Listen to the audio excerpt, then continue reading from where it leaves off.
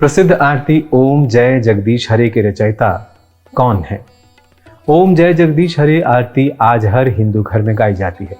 इस आरती की तर्ज पर अन्य देवी देवताओं की आरतियां भी बन चुकी हैं और गाई जाती हैं, परंतु इस मूल आरती के रचयिता के बारे में काफी कम लोगों को पता है।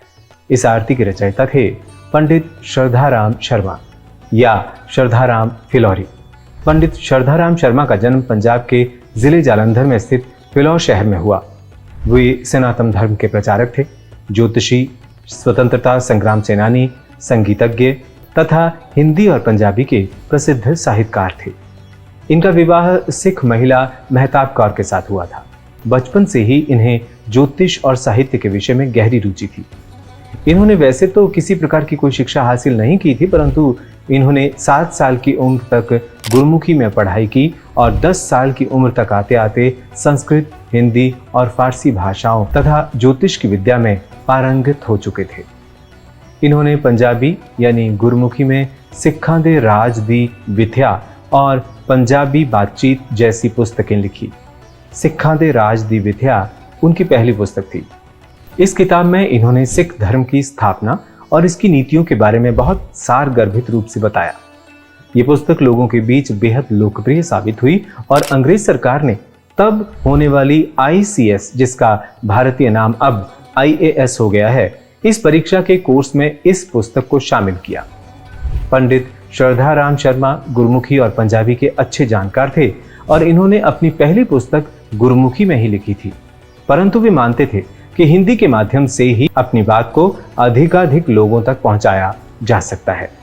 हिंदी के जाने माने लेखक और साहित्यकार पंडित रामचंद्र शुक्ल ने पंडित श्रद्धाराम शर्मा और भारतेंदु हरिश्चंद्र को हिंदी के पहले 2 लेखकों में माना है। इन्होंने 1877 में भाग्यवती नामक एक उपन्यास लिखा था जो हिंदी में था। माना जाता है कि यह हिंदी का पहला उपन्यास है। इस उपन्यास का प्रकाशन सन 1888 में हुआ था।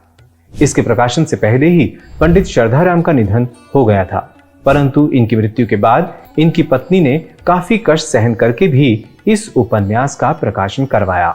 वैसे पंडित श्रद्धाराम शर्मा धार्मिक कथाओं और आख्यानों के लिए काफी प्रसिद्ध थे।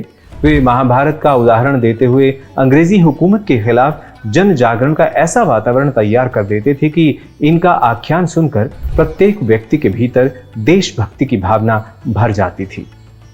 इससे अंग्रेज सरकार की नींद उड़ने लगी और उन्होंने 1965 में पंडित श्रद्धाराम को फिलौर से निष्कासित कर दिया और आसपास के गांवों तक में उनके प्रवेश पर पाबंदी लगा दी।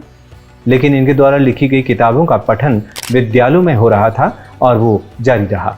निष्कासन का उन पर कोई असर नहीं हुआ, बल्कि इनकी लोकप्रियता और बढ़ गई।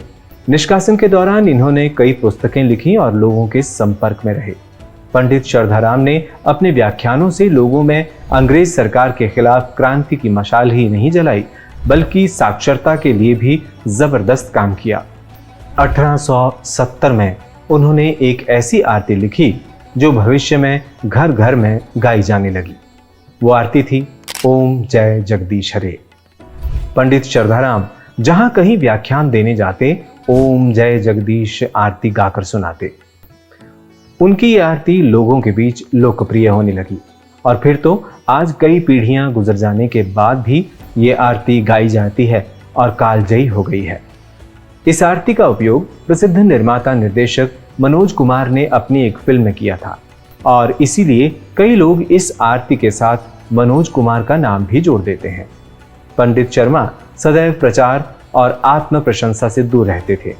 शायद ये भी एक वजह है कि उनकी रचनाओं को चाव से पढ़ने वाले लोग भी उनके जीवन और उनके कार्यों से परिचित नहीं है।